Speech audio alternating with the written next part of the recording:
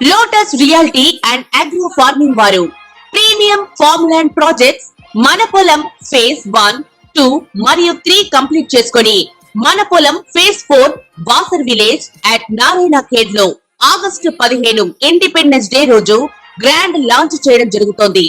Launching మరియు independence day సందర్భంగా 5 guntas land out rate లో బుక్ చేసుకున్న వారికి ₹1,50,000 డిస్కౌంట్ తో పాటు 2 గ్రాముల గోల్డ్ ఫ్రీగా ఇస్తున్నారు. పూర్తి వివరాలకు సంప్రదించండి. శ్రీమాత్రే నమః. సద్గురు జ్యోతిషాలయం 2024 సెప్టెంబర్ ద్వాదశ రాశుల యొక్క ఫలితాన్ని మనం తెలుసుకోబోతున్నాం. ఈ నెల గ్రహాల యొక్క కదలిక ఎలా ఉంది అంటే సెప్టెంబర్ నెలలో రవి, బుధుడు, శుక్రగ్రహాలు రాశులు మారడం జరుగుతుంది. రవి కన్యా రాశిలోను, బుధుడు సింహరాశిలోను, శుక్రుడు తులారాశిలోను సంచారం ప్రారంభించేస్తున్నారు. దీని ద్వారా ద్వాదశ రాశులకి ఎలా ఉండబోతుందో ఒక్కొక్క రాశిగా మనం విశ్లేషించుకుందాం. జ్యోతిషాస్త్రరీత్యా ద్వాదశ రాశుల్లో 11వ రాశి అయినటువంటి కుంభరాశి మిత్రులారా, మీరు ధనిష్ఠా నక్షత్రం 3, 4 పాదాలు, శతభిష నక్షత్రం 1, 2, 3, 4 పాదములు, పూర్వాభాద్ర నక్షత్రం 1, 2, 3 పాదాలకు జన్మించిన మీరు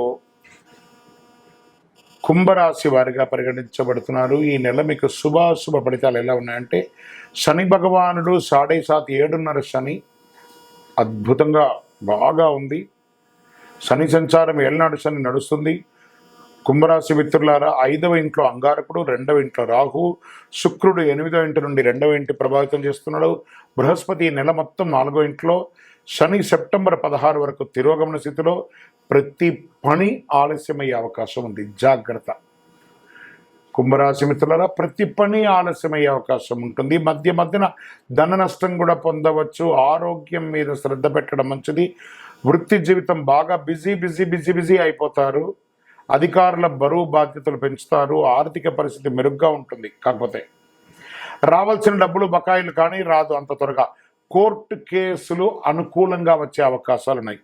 ఊహించని ధన ప్రవాహం కూడా వచ్చే అవకాశాలు ఉంది. రాహు అనుకూలంగా ఉండడం వల్ల ప్రగతికి ఆటంకాలు ఉండవు. కొత్త సామగ్రి, ప్రయాణాలు, నూతన వస్త్రాలు, ఆభరణాలు కొనుగోలు చేసి ఆనందిస్తారు. కుటుంబంలో తరచు వ్యర్థమైన వాదనలు, భార్యాభర్తల మధ్య విభేదాలు ఇవన్నీ వస్తుంటాయి. కొంచెం ఇంట్లో అశాంతి ఏర్పడే అవకాశాలు ఉన్నాయి. ఖర్చులు కూడా మీ చేయి దాటి శృతి మించిపోయే అవకాశాలు ఉంటుంది. ఈ నెల ఆరోగ్యం పట్ల చాలా శ్రద్ధ వహించాలి. కొత్త వ్యాపారాలకి దూరంగా ఉండండి. ఉన్న వ్యాపారాన్ని గట్టిగా చేసుకోండి. పని భారం పెరుగుతుంది. ఉద్యోగస్తులకి ఆదరణ తగ్గుతుంది. ఈ నెలంతా కూడా ఉద్యోగస్తులకి టక్కఫార్ ఉంటుందని కూడా చెప్పచ్చు. వ్యాపారం, వాణిజ్యం మధ్యస్థంగా ఉంటుంది. పోటీ పెరుగుతుంది. మీ తోటి వ్యాపారం నుంచి పరోక్షంగా మీకు పోటీ ఎదురు ఉంటుంది. మీరు వ్యాపార నిమిత్తం విదేశాలకు వెళ్ళడం లేదా వేరే ప్రదేశాలకు వెళ్ళడం జాగ్రత్త. అక్కడ వెళ్ళిన చోట చాలా జాగ్రత్తగా ఉండి మీ నోరు అదుపులో ఉంచుకోండి. కుంభరాశి మిత్రులారా, ఈ నెల మీరు నోరు అదుపులో ఉంచుకోవాలి. ఉద్యోగం చేసే మహిళలు ఆఫీస్లో చాలా ఎంత జాగ్రత్తగా ఉంటే అంత జాగ్రత్తగా ఉండండి. విద్యార్థులకి ఏకాగ్రత లోపం అవుతుంది, సవాళ్ళుగా ఉంటుంది. ఆహారపు అలవాట్లు అదుపులో ఉంచుకోండి. రాజకీయ నాయకులకి గడ్డు కాలం అని చెప్పచ్చు. షేర్ మార్కెట్ అస్సలు ముట్టుకోకండి. వ్యవసాయదారులకి మాత్రం బాగుంది. ఐటీ రంగం వారికి మిశ్రమం, మీడియా రంగం వారికి మిశ్రమం, వివాహం కాని వారికి కాస్త టైం అవుతుంది. నూతన ఉద్యోగం కోసం ప్రయత్నం చేసేవారు ఇంకొక 1-2 మంత్స్ వెయిట్ చేయండి.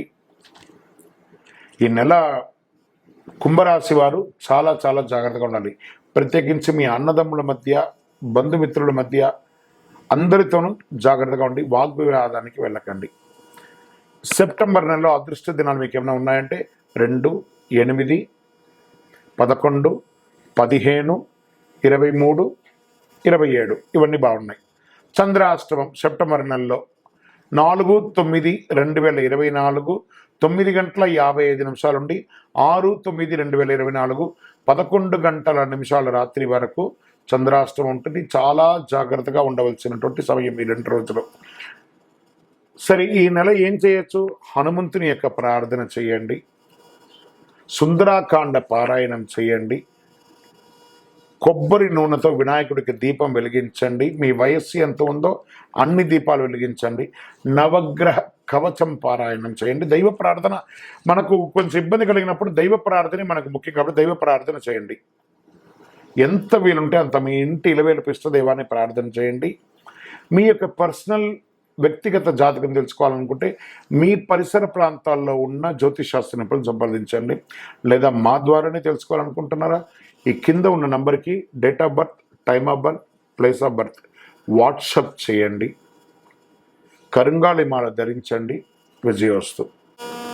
వినాయక చవితి అందరికీ గుర్తుండే ఒక వినాయక చవితి. దీన్ని పూజగా కాకుండా ఒక మెసేజ్గా మనం తీసుకుంటాం. మన యొక్క భూగర్భ జలాలన్నీ కూడా తగ్గిపోతున్నాయి కాబట్టి మీ ఇంట్లో మీ పిల్లలకి రెడీమేడ్ విగ్రహాలు ఇచ్చే బదులు మట్టిని తీసుకొచ్చి ఈసారి మీరు వినాయకులు తయారు చేయండి. మీరు చేస్తున్న వినాయకుడికి పూజ చేస్తాను ఒక టాస్క్ ఇవ్వండి. చాలా అద్భుతంగా ఉంటుంది. వాటిని పూజించండి. ఆ యొక్క వినాయకుల్లో కాస్త తులసి విత్తనాలు లేదా టమోటా విత్తనాలు, కొన్ని కూరగాయల విత్తనాలని ఆ పిల్లలకి ఇచ్చి ఆ మట్టిలో కలిపి ఆ విగ్రహాన్ని తయారు చేయమనండి. దాన్ని పూజించిన తర్వాత వాళ్ళ చేతనే నిమజ్జనం చేయించండి. ఒక బేసన్లో నీళ్ళు పోసి మీ ఇంట్లోనే ఒక తొట్టిలో వేయండి. ఆ చెట్టు వస్తుంటే ఆ పిల్లలు ఆనందపడతారు. నేను క్లే గణేష చేస్తే మా ఇంట్లో చెట్టు వచ్చింది, దానివల్ల ప్రకృతి బాగుంటుంది, ఆక్సిజన్ పెరుగుతుంది, అన్ని రకాలుగా ఉంటుంది. ఇక మండపాల్లో వినాయకులు పెట్టుకునే వాళ్ళు దయచేసి ప్లాస్టర్ ఆఫ్ ప్యారిస్తో కూడినటువంటి వినాయకుడిని దయచేసి పెట్టకండి. క్లే గణేష్ అని పెట్టండి.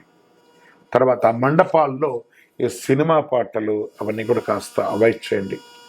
మనం భక్తిగా ఉండగలము అని అంటేనే ఆ యొక్క మండపాల్లో పూజించను, కానీ వేరే వేరే వ్యవహారాలతో మండపాల్లో ఉండకండి. ఎందుకంటే ఆ మండపం అంటే సాక్షాత్ ఒక గర్భాలయం లాంటిది. అది ఆ 9 రోజులు నవరాత్రులు, గణపతి నవరాత్రులు చాలా విశేషంగా చేస్తుంటాం కాబట్టి అక్కడ పవిత్రంగా ఉండడానికి ప్రయత్నం చేయండి.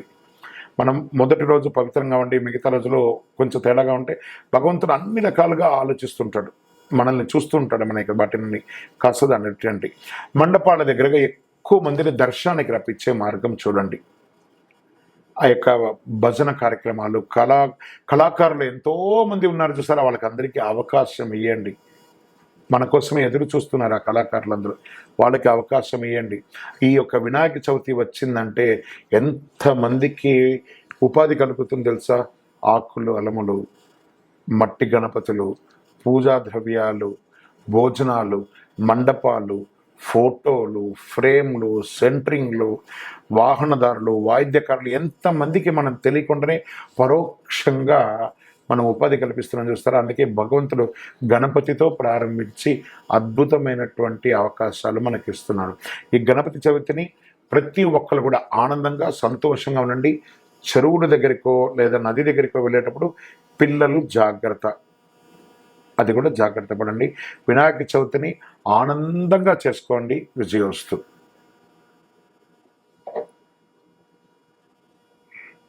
Next any topic? శని త్రయోదశి. ఈ శని త్రయోదశి మనకి ఈ సంవత్సరంలో చాలాసార్లు వచ్చింది సార్. ఈ శని త్రయోదశి రోజు అసలు ఏం చేయాలండి? ఈ శని త్రయోదశి రోజు అసలు ఎలా పూజించాలి? ఆ శని భగవానుడికి త్రయోదశి వచ్చిన రోజు చాలా పర్వదినంగా భావించాలి.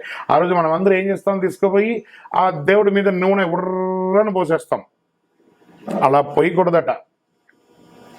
శని భగవానికి తిరగగానే కాలు కడుక్కోవాలి లేదా స్నానం చేయాలి, చాలా దోషం వచ్చేస్తుంది, చాలా తప్పు. ఎందుకు కాలు కడుక్కోమన్నారు తెలుసా? తెలియకుండానే ఆ విగ్రహం మీద 1/2 లీటర్ నూనె పోయగానే ఆ ప్లేస్ అంతా నూనె అయిపోతుంది చూసారా. మీ అడుగు ఆ నూనె మీద పడి అలా ప్రదక్షిణ, దేవాలయం చుట్టూ ప్రదక్షిణ చేసేటప్పుడు ఆ అడుగుల మీద చిన్న పిల్లలు కానీ పెద్దవాళ్ళు కానీ పెడితే జారి పడుతారు. కాబట్టి ఆ నూనె మీ కాలు కట్టకుండా ఉండడం కోసం కాలు కడగండి అన్నారు. కానీ శని భగవాన్ని ప్రార్థన చేయడం వల్ల కాలు కడగండి అని అనకూడదు. అది ఒక దుష్టగ్రహం కాదు. అలా దుష్టగ్రహం అయితే దేవాలయంలోనే పెట్టరు కదా. సరే, ఏం చేయకూడదు అన్నాం. ఏం చెయ్యాలి? ఆ నూనె కాస్త తీసుకుపోయి పాదాల దగ్గర ఇలా అద్దాలి. ఒక నల్లటి వస్త్రం తీసుకోండి, అందులో నువ్వులు వేయండి, దాన్ని మూటగా కట్టండి, 9 సార్లు నల్ల దారంతో చుట్టండి. ఒక ప్రమిదలో దీపం పెట్టి స్వామి పాదాల దగ్గర ఇరికీయకూడదు, కింద దూరంగా 2 ప్రమిదల్లో వేసి ఈ యొక్క నువ్వుల ఉండ దీపం వెలిగించండి. స్వామికి అతి ఇష్టమైనటువంటి ప్రసాదం బెల్లాన్ని కాకికి పెట్టండి. 19 ప్రదక్షిణాలు చేయండి శని త్రయోదశి రోజు. వీలుంటే నల్లని డ్రెస్ లేదా బ్లూ డ్రెస్, నీలాంజన సమాభాసం రవిపుత్రం యమాగ్రజం ఛాయా మార్తాండ సంభూతం తన్నమామి శనైశ్వరం, ఆ మంత్రాన్ని చెప్పుకుంటూ 19 ప్రదక్షిణాలు చేయండి. ఎవరికైనా ఆకలి ఉన్న వాళ్ళకి భోజనం ఏర్పాటు చేయండి. దేహిమే శనైశ్వర అనుగ్రహం అని చెప్పి ప్రార్థన చేయండి. శనీశ్వరుడికి ఏం కావాలంటే ప్రార్థన. ఈశ్వర శబ్దం కలిగిన వాడు, శని ఈశ్వరుడు అన్నారు. శనీశ్వరుడు శబ్దం కలిగిన వాడు కాబట్టి అందుకే దేవాలయంలో ఈశాన్యంలో ఉంటారు. ఈశాన సర్వ విజ్ఞానం ఈశ్వర సర్వభూతానాం బ్రహ్మాధిపతి బ్రహ్మణోధిపతి బ్రహ్మ శివోమే శివం అన్నారు. ఈశ్వర శబ్దం కలిగిన వాడు కాబట్టి శనీశ్వరుడు చాలా విశేషమైనటువంటి రోజు. అది కూడా ఏ సమయంలో చేస్తే బాగుంటుంది అనంటే ఉదయం 9 నుంచి 10:30 సమయంలో రాహుకాలం ఉంటుంది. ఆ సమయంలో పూజ చేస్తే ఇంకా చాలా విశేషమైనటువంటి ఫలితాలని పొందుతారని కూడా చెప్పడం జరుగుతుంది. విజయోస్తు. నిమజ్జనం గురించి చెప్పాను కదా, అది వద్దమ్మా, అది ఎవరికి వాళ్ళు ఇష్టం. అది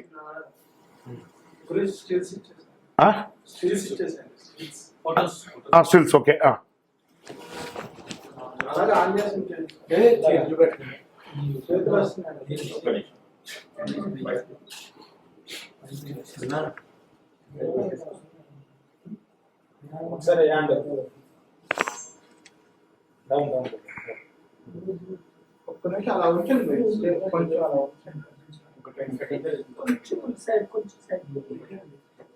Yes.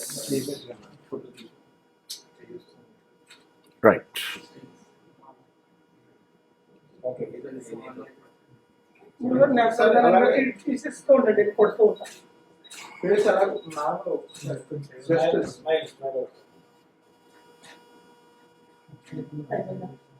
గురుగారు